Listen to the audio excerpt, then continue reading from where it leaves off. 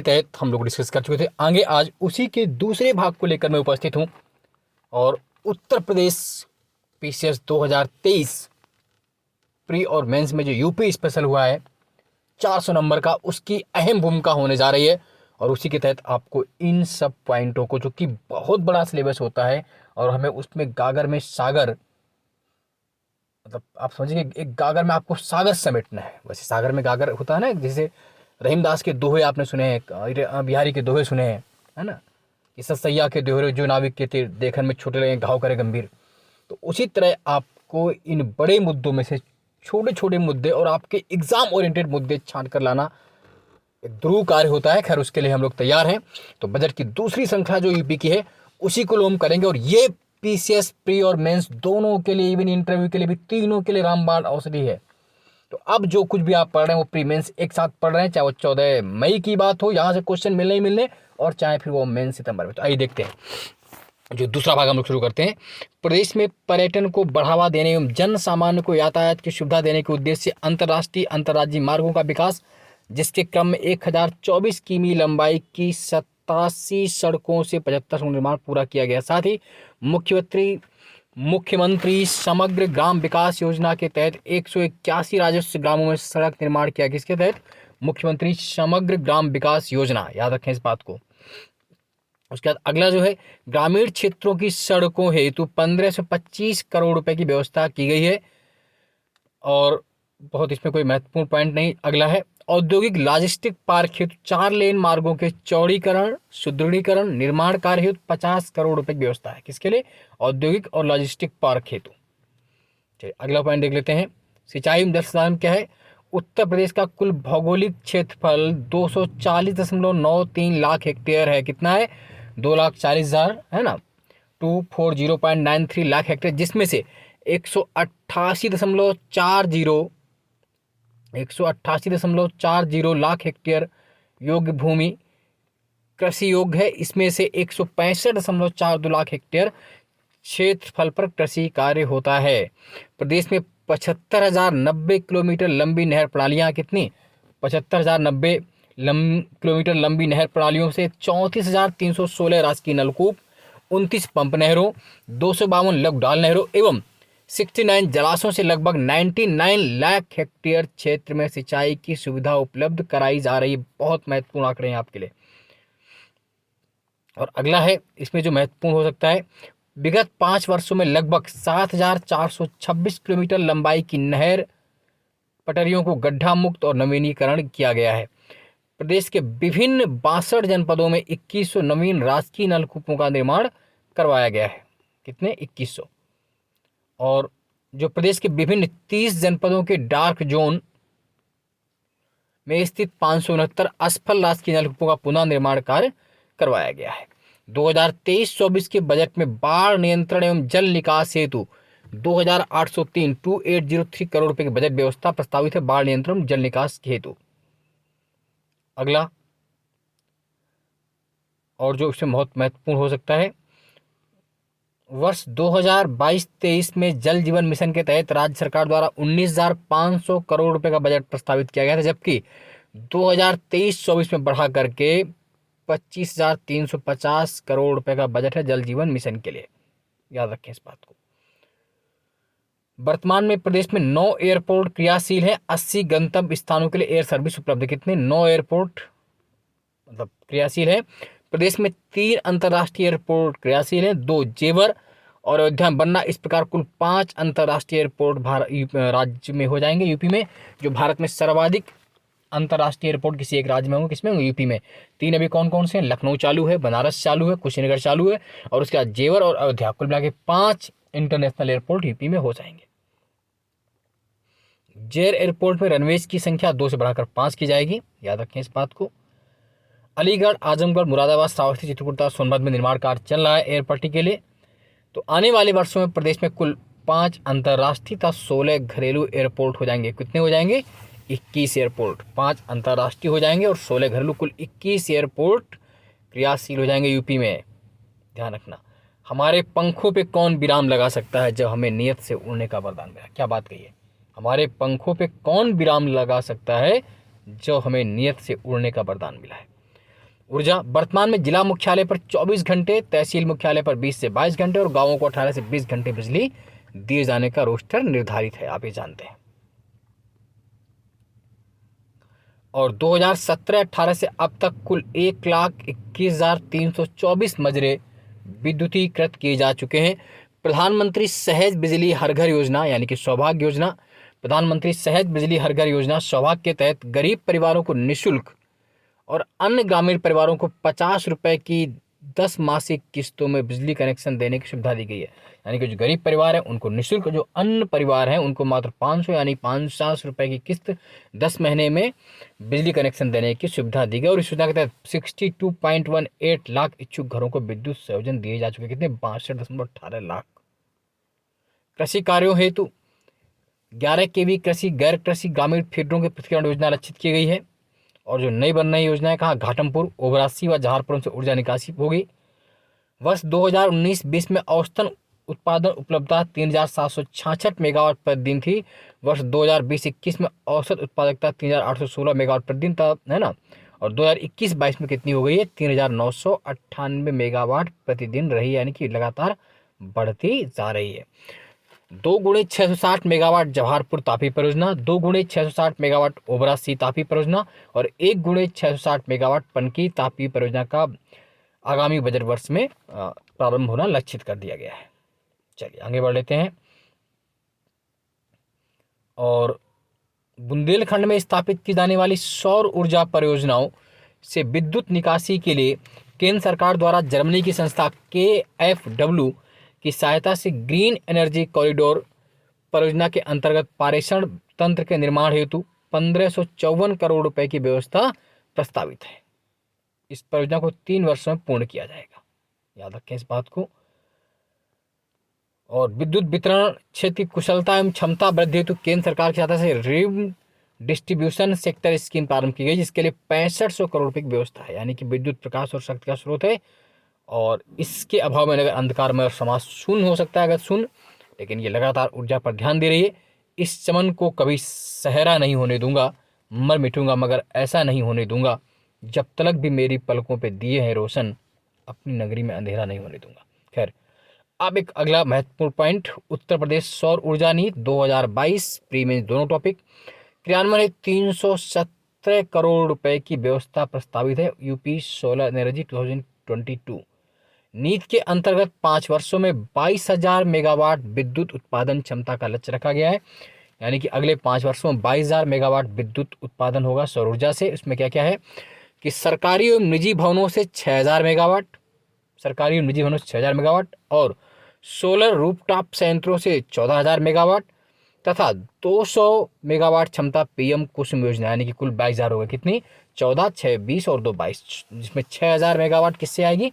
सरकारी और निजी भवनों पर स्थापित किए जाएंगे जो पैनल, और सोलर रूफटॉप संयंत्रों की स्थापना होगी जो मतलब सरकारी निजी भवनों पर, और 14,000 मेगावाट यूटिलिटी स्केल सौर पावर परियोजनाएं सोलर पावर पार्क की वजह से, और 2,000 मेगावाट क्षमता पीएम कुसुम योजना के तहत।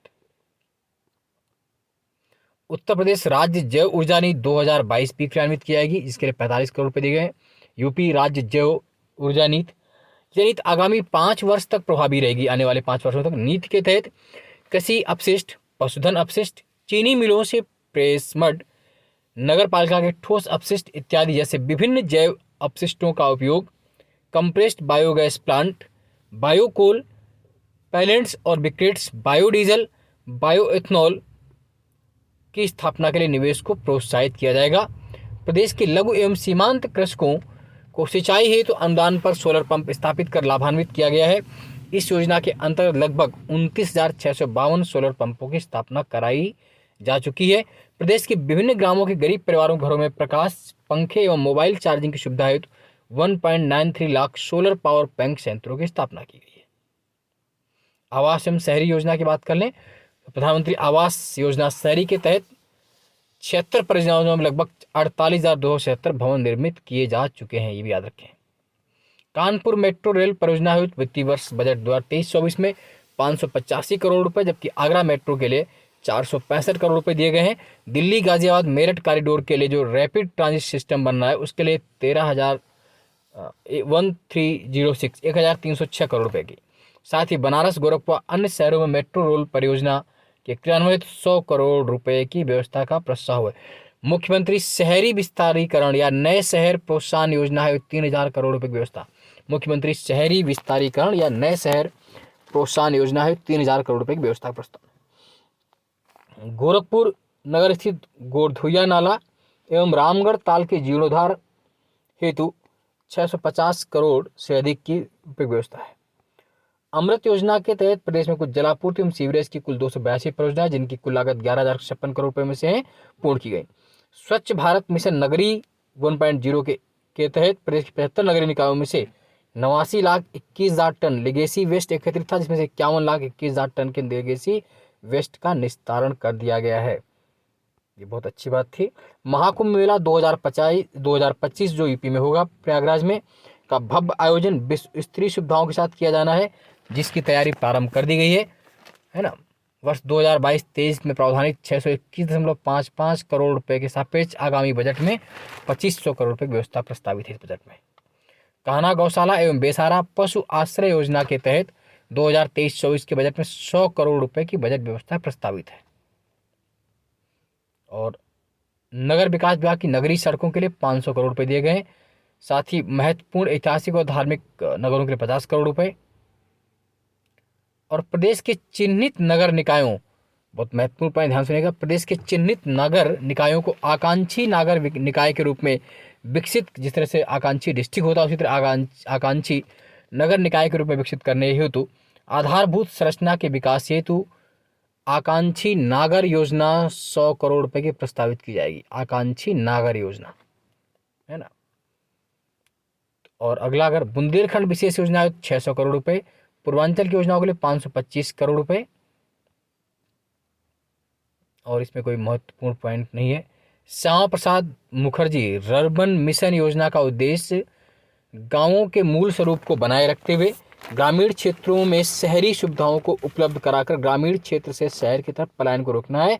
इसके लिए 2023-24 के बजट में 87.49 करोड़ रुपए की व्यवस्था है। बहुत पूछते हैं कि क्या है, तो श्यामा प्रसाद मुखर्जी अर्बन मिशन योजना का उद्देश्य क्या है कि गांवों के मूल स्वरूप को बनाए रखते हुए ग्रामीण क्षेत्रों में शहरी सुविधाओं को उपलब्ध कराकर ग्रामीण क्षेत्र से शहर की तरफ पलायन को रोकना है। नेक्स्ट पॉइंट देख लीजिए जो महत्वपूर्ण हो सकता है आपके लिए। राष्ट्रीय ग्राम स्वराज अभियान योजना के तहत पंचायतों के क्षमता संवर्धन, प्रशिक्षण एवं पंचायतों के संरचनात्मक ढांचे की उपलब्धता हेतु 622 करोड़ रुपए की बजट व्यवस्था की गई है। मुख्यमंत्री पंचायत प्रोत्साहन योजना के तहत 2478 उत्कृष्ट ग्राम पंचायतों को प्रोत्साहित करने के लिए 85 करोड़ रुपए की व्यवस्था है। गांव में ई गवर्नेंस का विस्तार करने हेतु डॉक्टर राम मनोहर लोहिया पंचायत सशक्तिकरण योजना, ई गवर्नेंस का विस्तार करने के लिए डॉक्टर राम मनोहर लोहिया पंचायत सशक्तिकरण योजना के लिए 4 करोड़ रुपए प्रस्तावित है। कृषकों को कृषि की समग्र नवीनतम तकनीक से प्रशिक्षित करने हेतु एक नवोन्मेषी कार्यक्रम द मिलियन फार्मर्स स्कूल का आयोजन पूरे प्रदेश में किया जा रहा है। वर्ष 23-24 के बजट में इसके लिए 17,000 किसान पाठशालाओं का आयोजन प्रस्तावित है। प्रधानमंत्री किसान सम्मान निधि योजना के अंतर्गत वित्तीय वर्ष 22-23 में 12 किस्तों के माध्यम से अब तक इतने रुपए का भुगतान किया गया, 51,639 करोड़ रुपए का डीबीटी के माध्यम से। National mission for sustainable agriculture योजना है 631 करोड़ 93 लाख रुपए की व्यवस्था प्रस्तावित है। और national mission on natural farming के लिए इसमें प्रदेश के 49 जनपदों में गौ आधारित प्राकृतिक खेती का कार्य प्रारंभ किया गया, जिसमें गंगा नदी से जुड़े 26 जनपद भी सम्मिलित हैं। योजना अंतर्गत 1714 क्लस्टर आच्छादित हैं। इसके लिए 113 करोड़ रुपये 52 लाख रुपए की व्यवस्था। National mission on natural farming. राष्ट्रीय कृषि विकास योजना है 984 करोड़ रुपये। उत्तर प्रदेश मिलिट्स पुनरुत्थान योजना के तहत 55 करोड़ रुपये। पंडित दीनदयाल उपाध्याय किसान समृद्धि योजना हेतु 102 करोड़ 81 लाख रुपए की व्यवस्था प्रस्तावित है। आत्मनिर्भर कृषक समन्वित योजना 100 करोड़ रुपए की व्यवस्था प्रस्तावित है। और चीनी उद्योग उत्तर प्रदेश की कृषि आधारित महत्वपूर्ण उद्योग है, आप सब जानते हैं, तथा प्रदेश के लगभग 46 लाख गन्ना आपूर्तिकर्ता किसानों के परिवार की आजीविका का मुख्य आधार चीनी उद्योग है। पेराई से 2021 में प्रदेश में 27.60 लाख हेक्टेयर में गन्ने की खेती की गई तथा 102 चीनी मिलों द्वारा 1016 लाख टन गन्ने की पेराई कर 101.98 लाख टन चीनी का उत्पादन किया गया। कब? 2021-22 में। 2022-23 में 17 चीनी मिलों में संचालन हुआ है और अभी गन्ना का क्षेत्र 28.53 लाख हेक्टेयर, जिससे उत्पादन 105 लाख टन से अधिक होने का अनुमान लगाया गया है 22-23 में। खैर, और विगत 5 वर्षों में 27,531 हेक्टेयर गन्ना खेती में ड्रिप इरिगेशन संयंत्र की स्थापना हुई। ड्रिप इरिगेशन जानते हैं, इससे 50% तक सिंचाई जल की बचत होगी। ड्रिप इरिगेशन मतलब बूंद बूंद बचत होगी। सिंचाई जल के साथ ही पोषक तत्वों के प्रयोग से 50% रासायनिक उर्वरकों की बचत होगी। साथ ही ड्रिप इरिगेशन के माध्यम से क्षारयुक्त और अल्प वर्षा वाले क्षेत्रों में गन्ने खेती संभव हो सकेगी। कृषि शिक्षा एवं अनुसंधान की अगर बात करें तो प्रदेश के 4 कृषि विश्वविद्यालयों में एग्रीटेक स्टार्टअप योजना हेतु 20 करोड़ रुपये की व्यवस्था की। साथ ही महात्मा बुद्ध कृषि एवं प्रौद्योगिकी विश्वविद्यालय कुशीनगर की स्थापना हेतु 50 करोड़ रुपये की व्यवस्था प्रस्तावित है। कहाँ? महात्मा बुद्ध कृषि एवं प्रौद्योगिकी विश्वविद्यालय कुशीनगर। कृषि विश्वविद्यालय कानपुर, अयोध्या, बांदा तथा मेरठ के लिए 35 करोड़ रुपये की व्यवस्था। आचार्य नरेंद्र देव के लिए अलग उसका एक कैंपस खोला जाएगा जनपद गोंडा में। भारत विश्व में सर्वाधिक दुग्ध उत्पादन करने वाला देश है, जिसमें यूपी सर्वाधिक दुग्ध उत्पादक करता राज्य है। कौन? यूपी। दिन प्रतिदिन बढ़ती हुई जनसंख्या, एक घटती हुई कृषि योग्य भूमि के कारण दुग्ध व्यवसाय ही एकमात्र ऐसा व्यवसाय है जो ग्रामीण क्षेत्र में SC एवं OBC के निर्बल, भूमिहीन, मजदूर, बेरोजगार हेतु को अधिक आय प्रदान करता है। ये भी आप याद रखें इस बात को। तो हम बात करते हैं मिल्क प्रोडक्शन की, दूध की, तो भारत विश्व में आप जानते हैं सर्वाधिक दुग्ध उत्पादन करने वाला देश है, जिसमें उत्तर प्रदेश सर्वाधिक दुग्ध उत्पादन करता राज्य है। दिन प्रतिदिन बढ़ती हुई जनसंख्या एवं घटती हुई कृषि योग्य भूमि के कारण दुग्ध व्यवसाय एकमात्र ऐसा व्यवसाय है जो ग्रामीण क्षेत्र के SC एवं OBC, अनुसूचित जाति एवं अन्य पिछड़ा वर्ग के निर्बल, भूमिहीन, मजदूर, बेरोजगारों हेतु अतिरिक्त आय का साधन है। याद रखें इस बात को। नंद बाबा दुग्ध मिशन के तहत 23-24 में 61 करोड़ 21 लाख रुपये व्यवस्था की गई। जनपद मेरठ और वाराणसी में परियोजनाओं हेतु 60 करोड़ रुपये व्यवस्था है। उत्तर प्रदेश दुग्धशाला विकास एवं दुग्ध उत्पाद प्रोत्साहन नीति 2022 को मंजूरी दी गई है। प्रदेश के निराश्रित एवं बेसहारा गोवंश की समस्याओं के निराकरण हेतु प्रदेश के समस्त जनपदों में 187 वृहद गो संरक्षण केंद्र का निर्माण कराया जाना लक्षित है। प्रदेश में बुंदेलखंड में निराश्रित गोवंश की समस्या के निराकरण हेतु प्रत्येक जनपद में 5-5 गो आश्रय केंद्र स्थापित किए जाएंगे, है ना। सब बुंदेलखंड की सबसे बड़ी समस्या है गन्ना प्रथा, इसी को बोलते हैं। छुट्टा गोवंश के रखरखाव 750 करोड़ रुपये की व्यवस्था की गई है ना। ये तो मत्स्य प्रधानमंत्री मत्स्य संपदा योजना कैसे 257 करोड़ 50 लाख। मुख्यमंत्री मत्स्य संपदा योजना 10 करोड़ रुपये की। निषाद राज बोट स्पीड योजना 5 करोड़ की।